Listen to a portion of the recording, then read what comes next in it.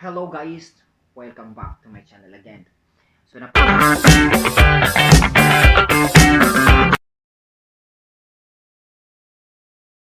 yung video na kinuha ko po. Kinapi-paste ko lang po yung sa Facebook para at least magkakaroon kayo ng idea tungkol sa COVID. Yung lahat naman tayo may idea na eh. Pero gawang wala lang ako magawa sa buhay. Hindi ako makapag-vlog kasi ito na nasa loob ako ng bahay. Hindi pwedeng gumala At first, you might think it's a cold. It could be. You might think it's a cold. COVID-19 could escalate. Here's what you need to know. COVID-19 could escalate. According to the World Health Organization China Joint Mission on COVID-19, as of February 20th, 80% of laboratory cases were mild to moderate. Laboratory confirmed cases were mild to moderate. And 6% were critical. 14% were severe. Just to be clear, 6% a mild case of COVID-19 just to be clear, is not like a mild case of COVID-19. The symptoms will still be pretty severe. Cold.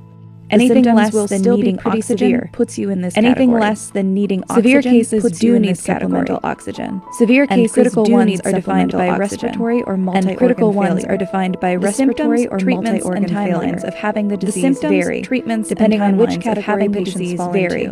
Depending on which category patients what having COVID-19 looks like day to day what having COVID-19 looks like day to day. It can take as few as 2 or as many as 14 days after being exposed or as many as 14 days after being exposed to the novel coronavirus. This is when it might feel like a cold or the common flu. This is when it might feel like a cold or the fevers early on.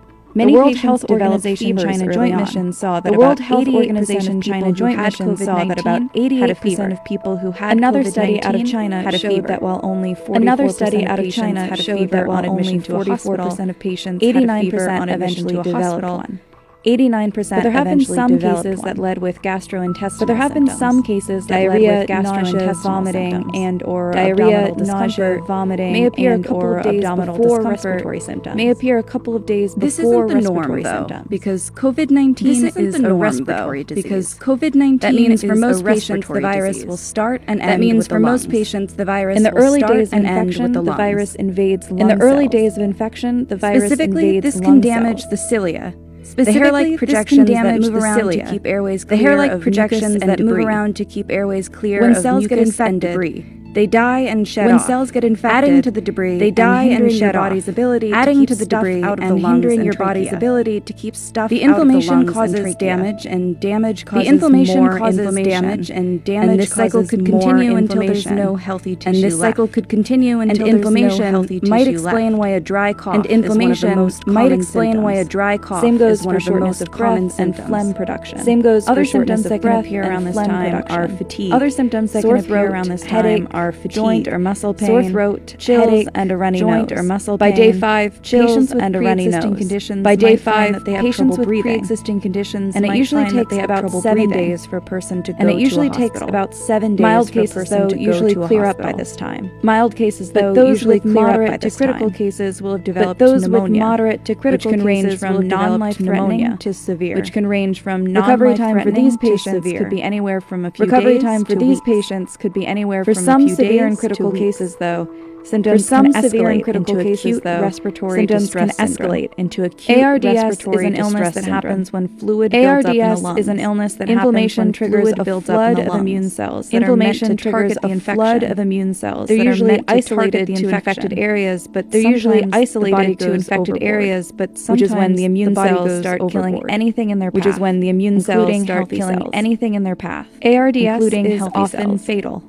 In critical cases, it can lead to respiratory failure. In critical cases, requiring it can lead to respiratory failure. And this requiring is most likely when patients head to the ICU. And this is most likely when ARDS treatment includes supplemental oxygen. ARDS treatment includes supplemental oxygen. The goal is to get more oxygen into the bloodstream. The goal is to get more oxygen into the bloodstream. When this treatment doesn't work, the lungs are basically when this treatment doesn't work, any oxygen into your bloodstream. Too flooded to get any oxygen into your COVID-19 deaths. That's the cause of most. And even when a patient survives this phase, they could be left with permanent lung damage. They could be left punched with permanent holes lung in some damage. infected people's SARS lungs, punched giving them holes a in some honeycomb infected effect, people's lungs, and these lesions giving have them been a seen in people honeycomb affected by the effect. novel And these coronavirus lesions have been too. seen in people affected Early by the studies novel found that coronavirus most too. people who die of the disease Early studies will do found so that within most people 14 who to die of the 19 disease days, will do so and on within average, 14 people to who 19 recover are days. released from the And hospital on average, after 2.5 people who weeks. recover are released from the But hospital with the after most 2.5 critical weeks. cases, recovery But could with take the most months. critical cases, Once a recovery patient is in could the take recovery months. period, It's once a possible that patient they is could in the still recovery be period, contagious. it's possible that they could These still people be should work with their contagious. doctors and public health officials These people to should determine work when with their they're no doctors longer a and risk. public health officials to determine when As they're of no now, longer a there is no risk. vaccine for the virus. As of now, So the there best is no way to vaccine avoid for getting the sick virus is to avoid So being the best way to exposed. avoid getting sick is to avoid COVID-19 being spreads exposed. easily from person to person. COVID-19 through spreads coughing easily and from sneezing. person to person. So wash through your hands coughing often and and avoid sneezing. close contact So with people wash who your are hands sick. often and and clean avoid and close disinfect contact with people surfaces who that are you sick. use daily. And clean and disinfect COVID-19 should be surfaces that taken you use seriously. daily. COVID-19 most should be cases taken are seriously. survivable. So But most stay cases home, are stay survivable. clean, and So- don't panic. So anyway guys, meron akong babasahin sa inyo. I hope guys na mapulutan ninyo ng aral dito. Ano? Ito yung klaseng ano, yung may 3 stages daw yung ang symptoms ng COVID na ito. Na, sabi daw ho na kahit ano pa yung pag-iingat natin, kung talagang mahahawan tayo, ay mahahawan mo tayo, di ba ho? So kapag talagang panahon mo na itakda na talagang ito'y makapitan ka ng COVID-19 na ito, wala na ho tayong magagawa niyan kundi prayers lang po ano. So para sa mga individual ano, prayers lang po ang kailangan natin. So may 3 stage po ito. Unang stage, number 1, yung sakit ng yung headache, pananakit ng ulo. Ano? Katulad ng ano, yung parang everyday na nakikita yung sino po yung may sinus sa inyo, yung klaseng gano'n. At then pag nawala daw yung ano, yung headache, papasok na po si second stage. Si second stage po ay yung magkaka-flu po kayo. Ano? Tapos mataas yung lagnat, yung nanunuyo yung lalamunan, sabay dry cough. Yan po yung pangalawa, di ba? And then to the point na mawawalan ka na ng boses. Then after a few days, medyo bubuti yung pakiramdam mo. And then that's the time na papasok na si third stage. Ano ba? Sino si third stage? Sino ba siya? Ano ba siya? So yung pang third stage po, which is ang pinakadelikado, sabi raw nila. Ulitin ko, pinakadelikado. Okay? So, ito po ay from flu, it will become a pneumonia. Alam niyo yung pneumonia.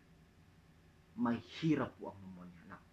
So, please lang po, konting ingat po sa lahat, sa pakikisalamuha sa mga tao, kahit saan po kayo, maghugas po kayo ng kamay, ugaliin po natin yung paglilinis, no?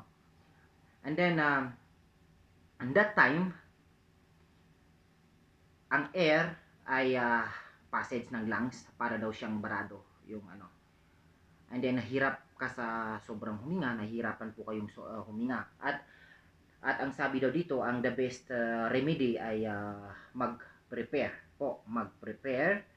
ka ng warm na tubig na dapat ay dalawang klase ano. Ang isa ay with vinegar. Ito po yung ano, yung i-share ko po sa inyo yung aking experience tungkol dito sa ano, yung pagdadry nito noong hindi pa dumating si COVID sa atin ano. Pag taglamig na dito sa Riyadh at minsan nagkakaroon na yung iba-iba na yung ano, may flu na yung mga tao, nagkakaroon na sila ng inuubo na sila, linalagnat sila. Ako ho, yung tips ko lang po ano, pagkagising ko sa umaga, ang ginagawa ko, kukuha ko ng vinegar na isang spoon, tapos lalagyan ko po siya ng asin. Okay? May option po, gusto nyo ng asin or gusto nyo ng honey. Ako po, minsan honey, minsan po asin. So yun po yung minimix ko siya, tapos minumumog ko po. Hindi ko po iniingatan ko na ano, kasi napakapangit po ng lasa. And then after that, ini-spit out ko po. At alam nyo ho, parang talagang it work po kasi after 2 days po, nawawala yung pagkatuyo ng lalamunan ko. Yun po ang gawin niyo. Okay? At yung vinegar, sabi na pamumog. While yung tubig, huwag mong hayaan na matuyuan ang lalamunan mo. So guys, inom po kayo ng plenty of water every day.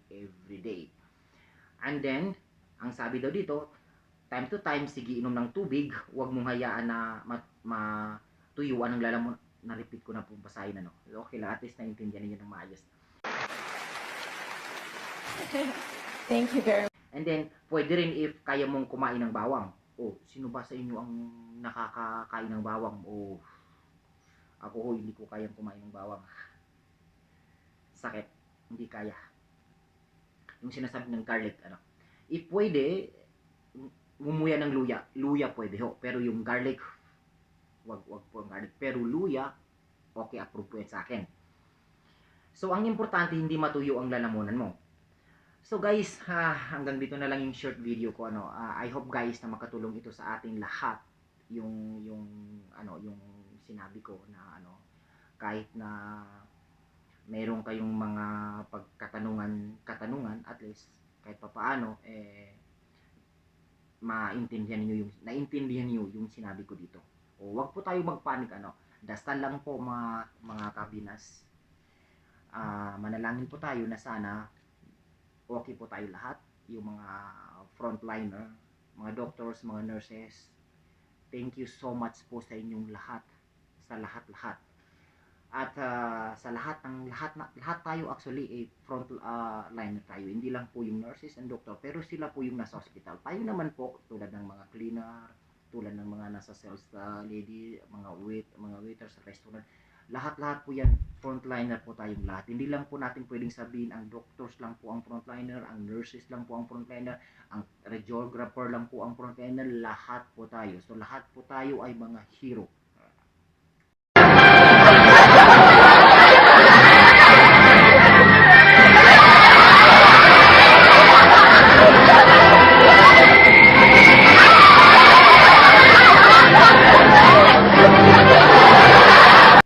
Okay po, hero.